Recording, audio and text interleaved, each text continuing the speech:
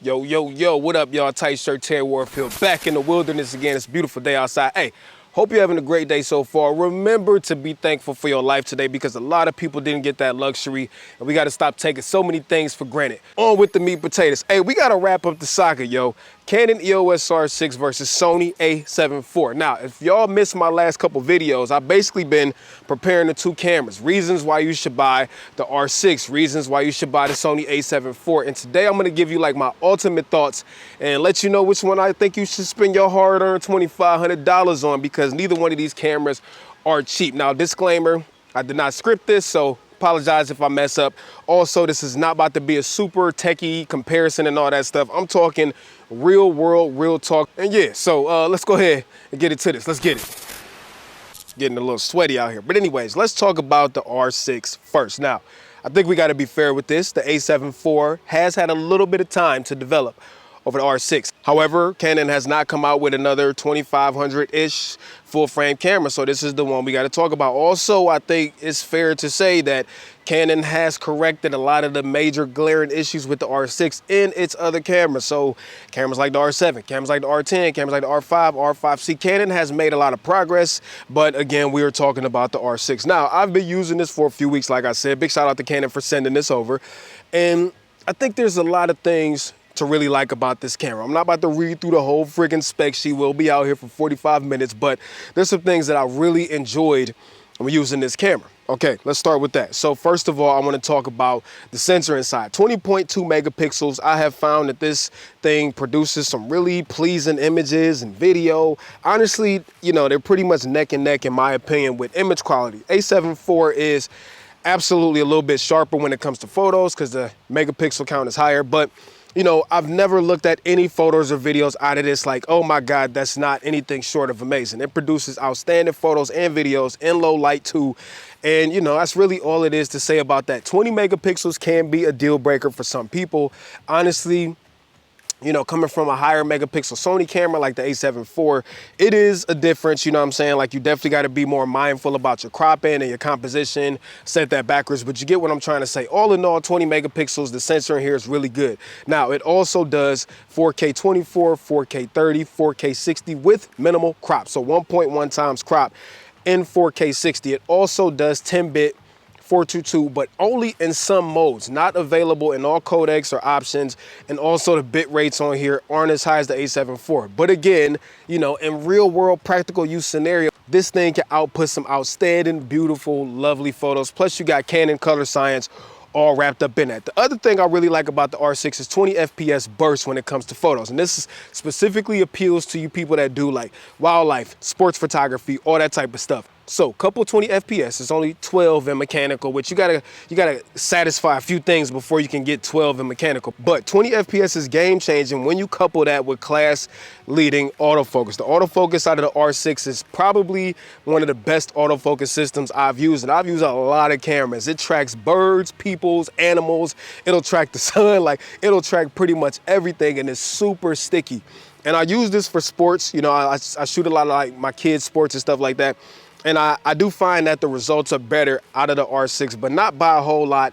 But I do love the autofocus system out of the R6. Plus it focuses down to lower EVs, you know, when you get all into the technical low light analysis stuff. But the other thing I really love about the R6 is the color science. That's no question. I love Canon color science, and whew, it's getting hot out here. Lastly is the grip ergonomics. Like I really love how this thing feels in the hand. I definitely think the A7IV looks better, but feel-wise, I feel like the R6 just feels amazing in the hand. And also, I love the menu design. You know, I've said this in other videos. The menu design of Canon cameras compared to Sony, although Canon is not the best, is still way better than Sony, and it's just enjoyable to use. I will say the R6, out of all of the cameras that I've tested, I haven't tested Canon's higher tier ones, but this has for sure been the most enjoyable camera I've used. Not the most capable, but the most enjoyable.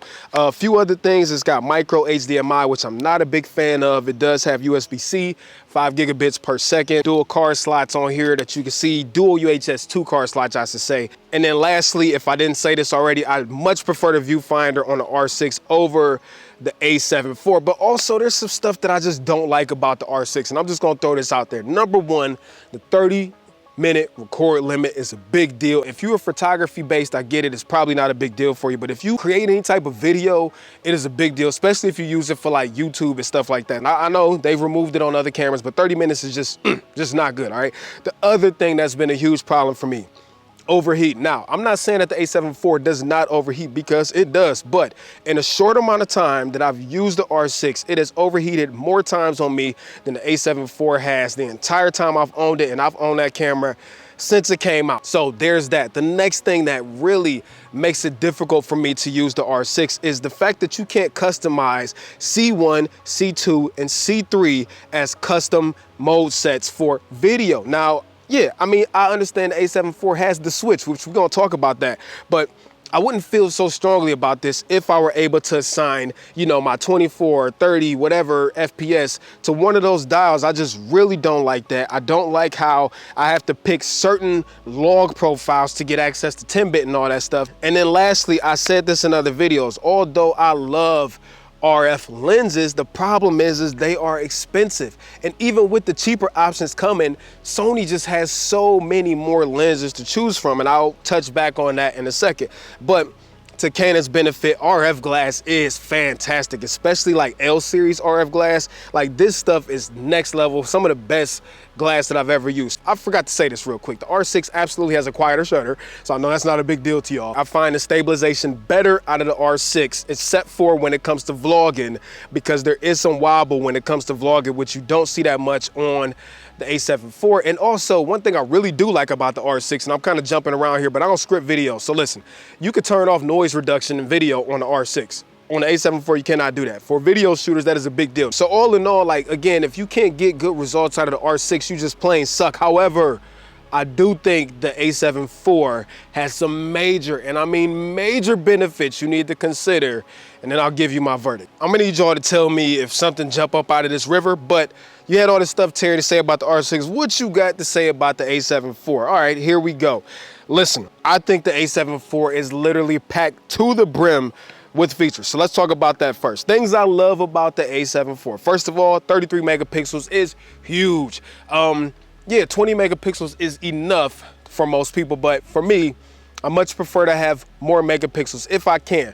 The second benefit to that is crop mode. So the R6 can do crop mode, but it's only like 8 megapixels. You are still getting 15 megapixels in crop mode out of the A7IV, which for people who do pretty much any type of photography is a big deal. Now, you do not get the 20 frames per second burst that you do get with the R6. And that's one thing that I don't like with the A7IV, is just how slow the burst shooting is on here. And if you go down to like uncompressed, I think it goes down to like 6 frames per second or something like that. But all in all, photography is great. Images are fantastic. The dynamic range is real good on this camera. I don't find the R6 lacking when it comes to dynamic range, but I did notice that, you know, you can push and pull these files a little bit more than you can with the R6. I'm getting so sweaty. The next big thing, video creators.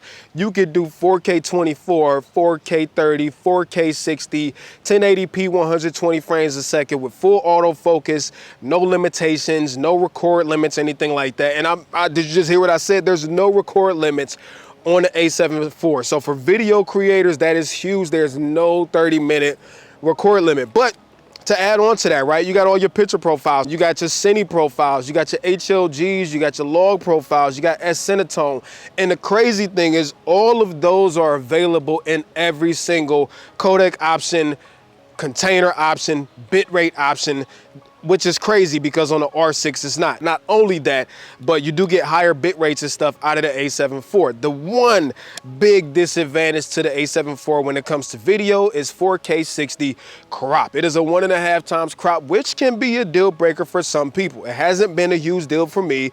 I've learned to work around it, but would I prefer to have a 1.1 times crop versus a 1.5 times crop? Hell yeah. But anyways, for video, I feel like the A7IV hands down is the superior camera. Now it also has stuff like full-size HDMI, big deal. It also has stuff like 2 card slots, whereas one of them is CF Express Type A. So again, bigger deal, more throughput, faster data transfer, especially with you having a 10 gigabits per second USB-C port out of the A7IV. The battery life is great. Battery life is great on the R6 too. Stabilization is also really good, especially when you put this thing in the active mode, but you also have things like breathing compensation on the A7 IV, which you don't have on the R6. And I'm getting into the nuanced stuff. I shouldn't be here, but I am. But breathing compensation, focus map is huge. I do find that the ergonomics though are a little bit cramped right here. Like when you put bigger lenses on there, you know, you run right here, and the problem is your middle finger knocks up, or your fingers knock up against wider lenses, where R6 you don't have that problem. Also to love about the A7 IV though is the mode dial. I told y'all about this earlier,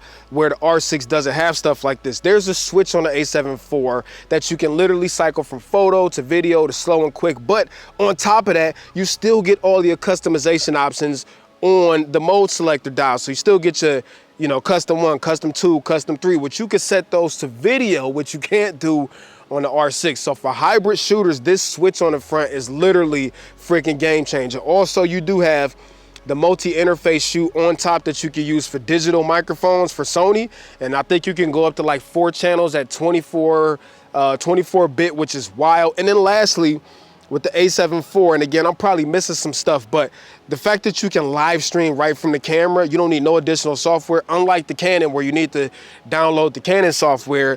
It's just game changing for content creators and stuff like that. The fact that this is 33 megapixels does mean that the oversampling rate down to 4K is some of the highest that you can get on any camera out there. So it's going from 7K down to 4K, and even in Super 35 or 4K 60, it's going from 4.6K down to 4K, which is a ton of detail and resolution. But what things don't I like about the A7 IV? All right, I started off, I told you about 4K 60 crop. I don't like that. I have had overheating issues with the A7 IV, not like I have with the R6, but if you are buying this camera, know that you possibly may have some overheating issues if you do longer form content, especially using like 4K 60.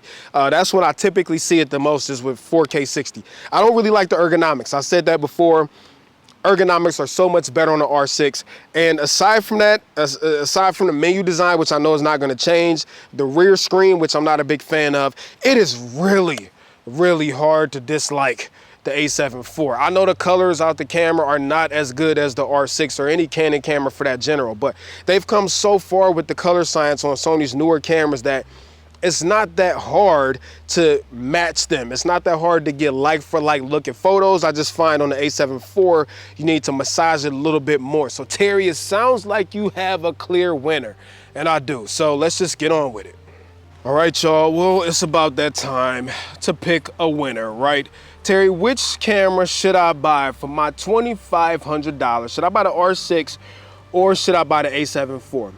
I'm gonna be honest with you. The only reason I would recommend the R6 over the A7 IV would be if user experience is more important to you than having more features. Like I said earlier, the R6 is a much more enjoyable camera to use. And also if you are a sports photographer, wildlife photographer, maybe having those 20 frames a second is a lot more advantageous to you. Not maybe, it is, over something like only 10 out of the A7 IV. Aside from those differences, unless the ergonomics, the user experience, and menu design and color science are more important to you, there's no way I can recommend the R6 over the A7 IV. Now, if we were talking R5 versus A7 IV, this would be a different conversation. But because we're talking about these two, the only way I can recommend the R6 over the A7 IV would be if those things I just discussed are more important to you. Because for $2,500, what the A7 IV brings to the table when it comes to features, little to no restrictions, little to no problems besides 4K 60, a poor rear display, and a little bit of overheating in comparison to the R6, it's so hard to not recommend the A7 IV to you around $2,500. It's hard for me to recommend pretty much anything around $2,500 over the A7 IV because of how much stuff this camera packs into such a small, compact body. In addition to Sony's amazing, and oh, I can feel the sweat coming down my face. I cannot wait to get in the car. But, you know, coupled with Sony's amazing lineup of lenses, even if you were to get an R6, you still got to worry about lenses. And again, the selection for RF lenses, although it is getting better, most of those are very, very expensive. And, you know, for the same price on Sony, if there's one lens available here at that same price point, there's 8 or 9 available for Sony, from Sony and all these different lens manufacturers too. So all in all, I think the W absolutely goes to the A7 IV. I can't wait to see what Canon's successor to this is, but right now, there's no way I can recommend the R6 over the A7 IV. I'm sorry, Canon. I love y'all. I'm sorry, Sony, because you know, when I get the R5C Sony, y'all getting buckets, and the R5C might be the camera that might make me want to think about switching. I'm gonna be honest with you, but for these two cameras, I think it's an easy decision. Sony A7 IV all day. I hope this series was helpful to you. If you want to go back and check out any of the videos on why I think you should buy this over this or vice versa, or what I just think about Sony versus Canon as a whole, I'll leave that right up there for you to check out after this video. Anyways, it's hot out here, my knees is hurting, and I gotta go to the gym to work out. So till next time, much love, y'all. Peace and chicken grease. I'm out of here. Oh, Terry Warfield. Oh my God. How am I gonna squat today? That was so painful. Man, much love, y'all. I'll talk to y'all soon. Peace.